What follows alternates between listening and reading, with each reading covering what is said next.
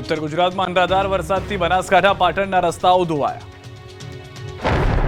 પાણીના પાવરના દ્રશ્યો પાટણ પંથકના છે, જે સાંતલપુરમાં વાદળ ફાટ્યું છે. તેમાં 16 ઇંચ વરસાદ ખાબકી જતા ગામના રોડ તો શું, હાઈવે પણ પાણી થઈ ગયા છે.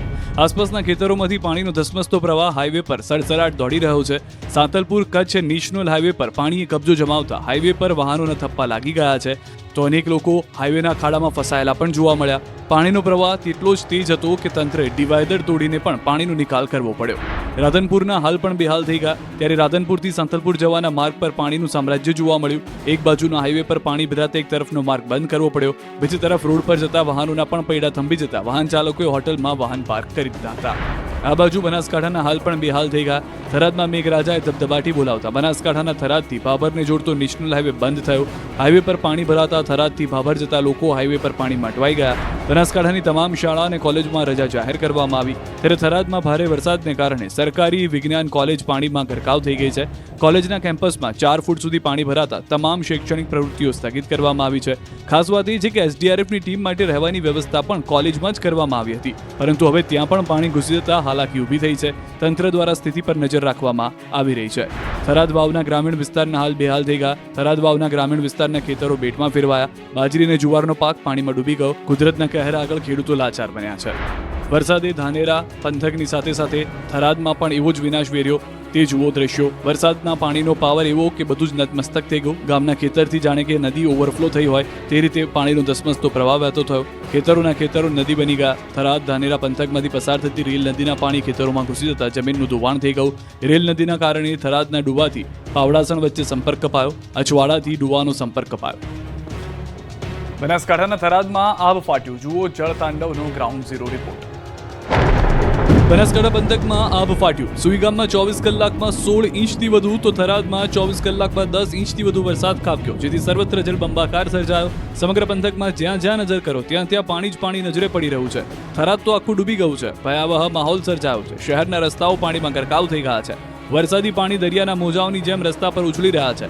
એટલું પાણી ભરાયું કે રોડ પર વાહનો ચાલવાની બદલે બોટો ચાલી રહી છે. પંચાયત કચેરી સહિતના વિસ્તારમાં કમર સુધીના પાણી ભરાતા લોકો મુશ્કેલીમાં મુકાયા. ચારે તરફ પાણીના જ કારણે શહેરમાં જળ કર્ફ્યુ જેવો માહોલ સર્જાયો. જનજીવન ઠપ થઈ ગયું. લોકો પ્લાસ્ટિકના પાઇપની બોટ બનાવી રોડ પર નીકળવા મજબૂર બન્યા.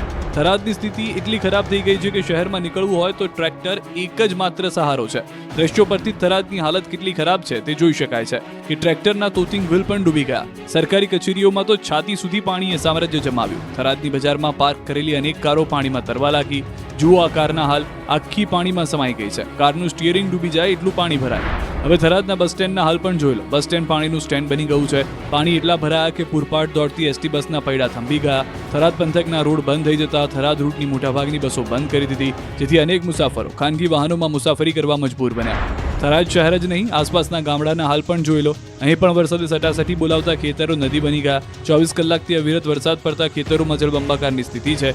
ખેડૂતોએ બાજરી, જુવાર સહિતના પાકનું વાવેતર કર્યું હતું. તે બધો પાક પાણીમાં ડૂબી ગયો છે. થરાદ, ભાભર, સુઈગામ, વાવ અને દિયોદરમાં તબાહી મચી છે. ખેડૂતોને માથે ઉઠીને રડવાનો વારો આવ્યો છે. ત્યારે સાંસદ ગેનીબેન ઠાકોરે મુખ્યમંત્રીને સર્વે કરવા પત્ર લખ્યો છે. મેઘરાજાએ રમઝટ બોલાવતા બનાસકાંઠાના અનેક રસ્તાઓ બંધ થઈ ગયા છે.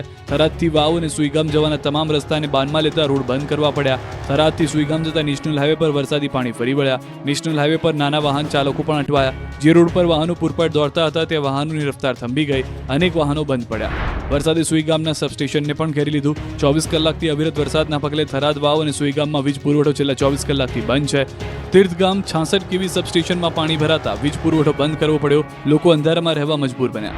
બીજી તરફ અનેક સોસાયટીઓ પાણીમાં ગરકાવ થતા લોકો ખાધા પીધા વગરના છે. ઘરોમાં પાણી ભરાતા જમવાનું બનાવવું મુશ્કેલ બન્યું છે. ત્યારે થરાદની શ્રી રામ સેવા સમિતિ દ્વારા લોકોની જમવાની વ્યવસ્થા કરાઈ છે. મફતમાં ટિફિન અને જમવાની વ્યવસ્થા કરાઈ છે. 17 ઇંચ વરસાદથી બનાસકાંઠામાં ઠેર ઠેર તારાજી. 5,500થી વધુ લોકોનું સ્થળાંતર. થરાદ પંથકમાં મેઘરાજાએ દેવાવાળી કરતા ખેતરો જળથી તરબોળ થઈ ગયા. ત્યારે ભોરાલ ગામે ધોધમાર વરસાદથી ગામ અને ખેતરો પાણીમાં ડૂબી ગયા. પાણીના નિકાલની કોઈ વ્યવસ્થા ન હોવાથી લોકોને પારાવાર મુશ્કેલીનો સામનો કરવો પડી રહ્યો છે. થરાદ તાલુકાના ભોરાલ ગામે ખેતરોમાંથી પાણી આવવાથી અને આગળ કોઈ નિકાલ ન હોવાને કારણે આજુબાજુ 10 ઘર પાણીમાં ગરકાવ થયા તો ચારણવાસ ગોળિયામાં જવાનો રસ્તો બંધ થયો. બીજી તરફ છેલ્લા 28 કલાક દરમિયાન વાવ થરાદમાં 13 ઇંચ વરસાદ, ભાભરમાં 16 અને સુઈગામમાં 17 ઇંચ વરસાદ પડતા આ પંથકમાં ઠેર ઠેર તારાજી સર્જાઈ છે. જળતાંડવથી 500થી વધુ લોકોનું સ્થળાંતર કરાયું. રસ્તાઓના ધોવાણથી 13 જેટલા ગામડા સંપર્ક વિહોણા થયા. મિની વાવાઝોડા સાથે વરસાદ પડતા 258 વીજળીના થાંભલાને નુકસાન થયું, જેથી 279 ગામમાં વીજ પુરવઠો ખોરવાયો. 1.5 લાખ ફૂડ પેકેટનું વિતરણ કરાશે. કચ્છમાં ભારે મેઘ ખાંગા, રાપરમાં 17થી વધુ ઇંચ વરસાદથી રણ બન્યો છે દરિયો. કચ્છમાં 2-3 દિવસથી મેઘરાજાએ તોફાની અંદાજમાં સટાસટી બોલાવી દેતા ગણતરીની કલાકોમાં જ કચ્છના રાપરના 16 ઇંચથી વધુ વરસાદ ખાબકી ગયો, જેના કારણે મોટાભાગના વિસ્તારમાં જળબંબાકારની સ્થિતિ સર્જાઈ. સુકુભટ રણ પણ ઘૂઘવાતા દરિયામાં ફેરવાયું. તાલુકાના તમામ ડેમો તળાવ ઓવરફ્લો થઈ ગયા. નદી નાળામાં પાણી વહી નીકળ્યા તો કચ્છના 9 જેટલા ડેમો ઓવરફ્લો થયા. જિલ્લામાં તમામ શાળા કોલેજોમાં રજા રહી. જુઓ, જ્યાં શિયાળામાં સફેદ રણમાં લાખો લોકો ઉમટી પડે છે, ત્યાંના હાલ. કચ્છના આદેસરના નાના રણથી ખડીર અને ખાવડાથી ધોરડો સુધીના મોટા રણમાં ભારે મેઘ ખાંગા થતા રણમાં પાણીની રેલમછેલ થઈ ગઈ. વરસાદી પાણી ભરાઈ જતા રણ સાગર બની ગયું.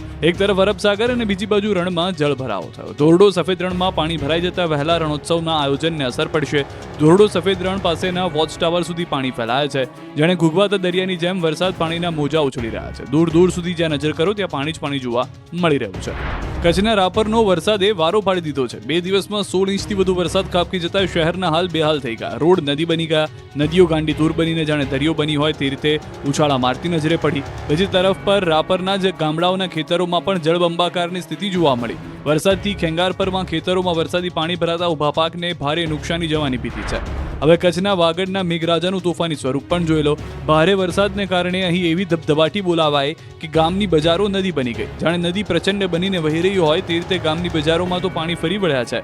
ભારે વરસાદને કારણે રાપરના અનેક વિસ્તારોમાં પણ પાણી ભરાયેલા જોવા મળ્યા. રાપર શહેરમાં શંકરવાડી, તકિયાવાસ, પોલીસ લાઇન, મામલતદાર ક્વાર્ટર, તિરુપતિનગર, ગેલીવાડી, સલારી નાકા, ખોડિયાર મંદિર રોડ, દૂધ ડેરી વિસ્તારમાં પાણી ભરાતા લોકો ફસાયા. રોડ ટાપુમાં ફેરવાઈ જતા વહીવટીતંત્ર પહોંચી શક્યું નહીં. વરસાદી તોફાન મચાવતા ભચાઉ રાપર માર્ગ પર પાણી ફરી વળ્યા. કકરવા પાસે નદી ઓવરફ્લો થતા પાણી માર્ગ પર ફરી વળ્યા પાણી, જેથી રોડ ઉપર વાહન વ્યવહાર બંધ કરવો પડ્યો હતો. વરસાદે જમાવટ કરતા ભચાઉના વામકા ડેમ ઓવરફ્લો થયો, જેથી આસપાસના ગામડાના ખેડૂતો ખુશ થયા. ભચાઉ વામકા સામખિયાળી જવાનો રસ્તો બંધ કરવો પડ્યો હતો. જુઓ, ટાપુ બની ગયેલા ગાંધીધામ રેલવે સ્ટેશનના હાલ. એટલો વરસાદ પડ્યો કે ગાંધીધામના રેલવે સ્ટેશનની અંદર પાણી ભરાયા. પગ ડૂબી જાય એટલા પાણી ભરાતા મુસાફરો પરેશાન થયા.